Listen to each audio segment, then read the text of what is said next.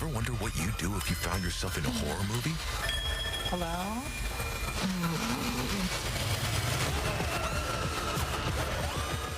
Unsuspecting people become the star of their very own horror movie. From the mind of Jordan Peele, the hilariously twisted hidden camera show Scare Tactics is back and premiering tonight on USA. And joining us now, the creator of Scare Tactics, Scott Hallock, is here. Scott, good morning to you. Hey, good morning, Bill. Good to see you. Yeah, good to see you as well. Now, Scott, you and I are proud Washington State Cougars. We went to school together, and we'll get into that in just a few. So where did you grow up? I grew up in the Tumwater area, so Western Washington native. Love it up there. Get up there a couple times a year. Still got family and friends up there. So, so glad to be on the show and being able to be seen by all my peeps. Yeah, well, it's great to have you. So now, after college, you moved to LA, and then in 2003, you came up with the idea of a hidden camera show where you scared the bejeebers out of people. So how did that come about? We were approached by the Sci-Fi Channel, actually. I was doing another hidden camera show at the time called Spy TV for NBC, and Sci-Fi wanted their own kind of paranormal, sci-fi themed hidden camera show. And the show's actually, we don't just prank random people. It's all friends setting up friends for big, scary fun. Like, boo is one of the oldest tricks in the book, right? Like, people love to hide behind a door and jump out and yell boo. Well, we get a little bit more elaborate on Scare Tactics, so we like to refer to ourselves as Boo with a budget. and in this relaunch, you've teamed up with Jordan Peele, and he knows a thing or two about terrifying people. How did that come about, and what can we expect? Oh, it's a dream scenario for me because Jordan is the master of comedy and horror. And it was one of these things where I'm like, do I dare to dream? When I was thinking about bringing the show back, we haven't done a new episode for over 10 years. And when I was thinking about bringing the show back, I thought about who would I love to team up with? And of course, Jordan came to mind right away. But it's like, how would that even happen? Well, I went and talked to his company about it, and while they were thinking about it, I noticed that Jordan was having a movie premiere where he was going to be at a reception there. So I went and I put myself in front of Jordan at the premiere, and I went and introduced myself, and I said, "Hey, Jordan, my name's Scott. I created a show called Scare Tactics." And he said, "Oh, well, then I have to thank you for hours of entertainment." And I'm like, "What?" And he's like, "I love your show."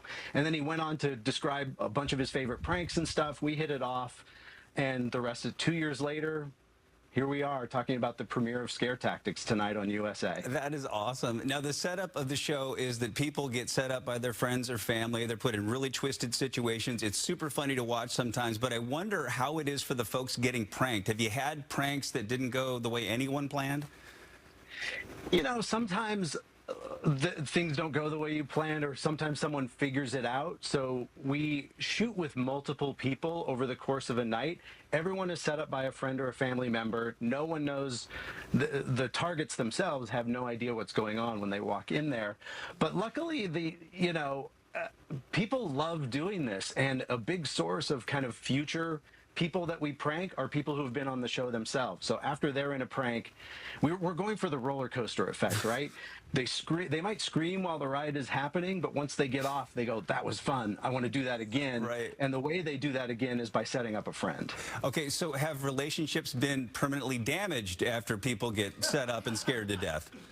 No, luckily not. If anything, they're strengthened because they go through these adrenaline pumping situations together, and a lot of people are put in kind of fight or flight situations, and they learn a lot about themselves and about their friends. So if anything, it's just strengthened a lot of relationships, I think. Now, speaking of relationships, as I mentioned off the top, you and I have known each other for a really long time. We're both proud Washington State Cougars. We worked together on a sketch comedy show called Live at 8 when we were at school, and here's a look.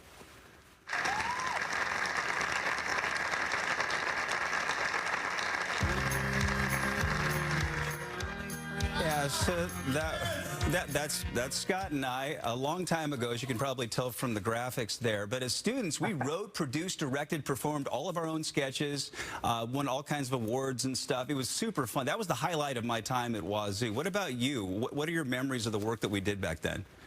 Same. I mean, it was just a confluence of great events of people who loved comedy and television coming together. We had a half hour of TV to do with what we pleased every week. Live at 8 was truly like Saturday Night Live in that it was a live sketch comedy show that went out to the Pullman and Moscow communities live every Friday night for a half an hour. And it was a tremendous experience. It just set me up so well for a career in television because we got to do everything. We hung the lights, we wrote the sketches, we directed them, we ran audio, we edited. You know, we did all that stuff, and we treated it like a job, as you well know. Right. And I think it just served us really well. And I went to Wazoo to become a journalist. You were focused on producing, and here we are 30 years later. We're still banging it out. How did Washington State prep you for a career in showbiz? I think just getting that hands-on experience was so valuable, and just, you know, it went from, you know, the writers' meeting Sunday night to prepping and shooting anything we needed to shoot the week leading up to it, rehearsing the sketches and all that stuff. Just all that hands-on experience was just so valuable, and it was almost like Live at 8 was kind of what we went to school for, and then we'd like look at our watches and go, oh crap, I got to go to class. I know. Like classes were the extracurricular activity, and Live at 8 was what we were doing. Yeah, that seemed like the case for me as well. Scott Hallock, congratulations to you. It's great to have you on the show. Thanks so much. Thanks, Bill. Much appreciated. And Scare Tactics coming back tonight, 7 o'clock on USA Network.